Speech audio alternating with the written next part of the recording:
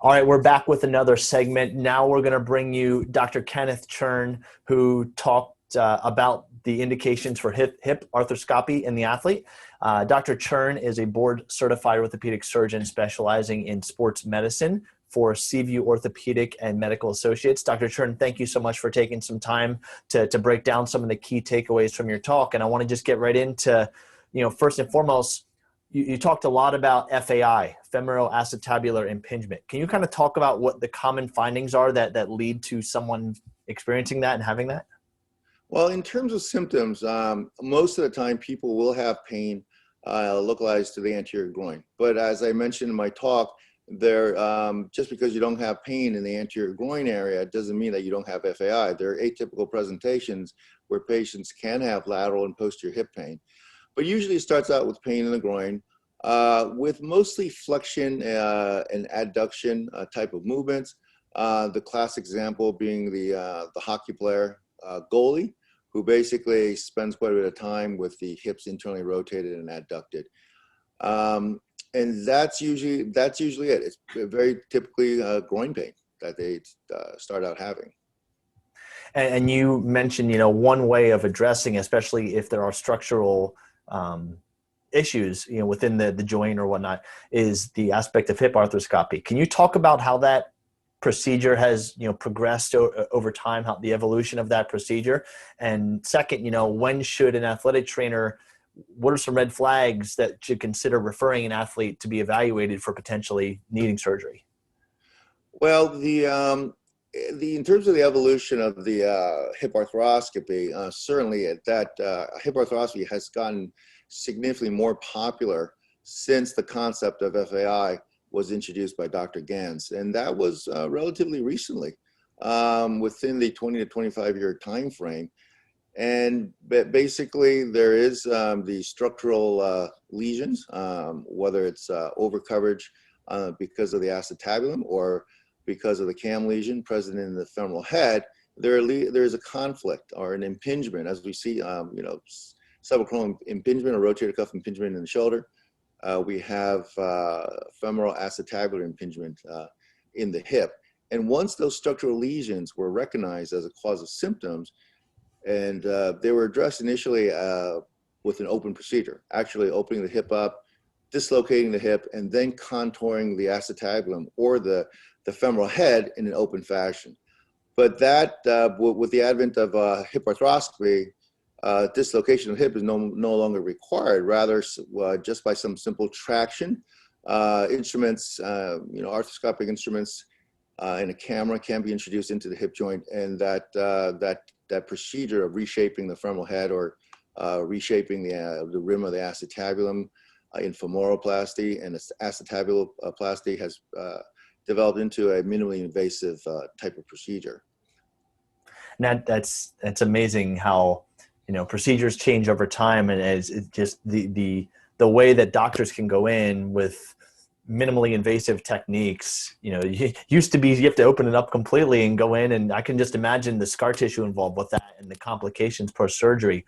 What are some typical post surgical complications that with the newer procedures? Are they significantly less risk of infection, quicker return? What are you seeing with the difference now?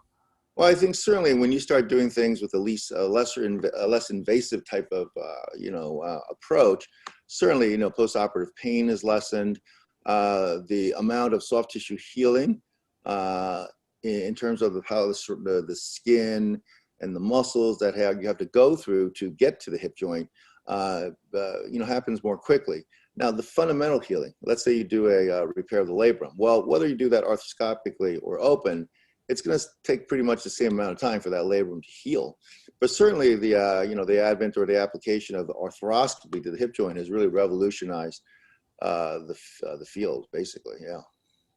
And it also has really impacted rehab and return to play protocols as well. And one thing, whether it's after surgery that happens or something that's kind of going on that may not be realized, you mentioned about hip microinstability, and I love how you equated it to shoulder multidirectional instability. Tell us about that. What are your thoughts on that? How can we miss that What are we looking for when it comes to suspecting an athlete might have microinstability happening either before surgery or potentially as an after effect of surgery that needs to be addressed through rehab? Well, certainly anybody who has systemic joint laxity, and you can basically test this by looking at their flexibility. If you can oppose their thumb to their forearm, if all their joints go into hyperextension, and if they have such flexibility that they can get their palms to the floor while with their knees straight, then those are signs that somebody does have significant joint laxity. And in any kind of surgical procedure, you have to be aware that somebody does have significant ligamentous laxity, because that can affect the surgical result. And in the case of the hip joint, there were I think failures that have been looked at in terms of people who are very flexible, and if for example, at the end of the procedure, after you do your capsulotomy to get inside hip joint and do all your various procedures, such as the femoroplasty, I think it's essential that you have to close the hip capsule. So you basically tighten the capsule up at least to the point, to the extent that it's tight when you found it, or make it even tighter than it was before. So certainly, if you don't really close the capsule, that can lead to instability after the surgery. But certainly, there's also other forms of microinstability. There's the bony microinstability in the hip joint, because let's say you have a shallow acetabular because you were born with a hip dysplasia, or you developed hip dysplasia at an early age. That certainly can lead to microinstability. So the term microinstability basically means that there's excessive motion within the joint. Now, that excessive motion does not have to amount to the degree that you have a subluxation and dislocation, but it's just the idea of that if the femoral head is not perfectly centered on its the acetabulum and is rotating around a constant axis, if it gets off axis, that can cause problems.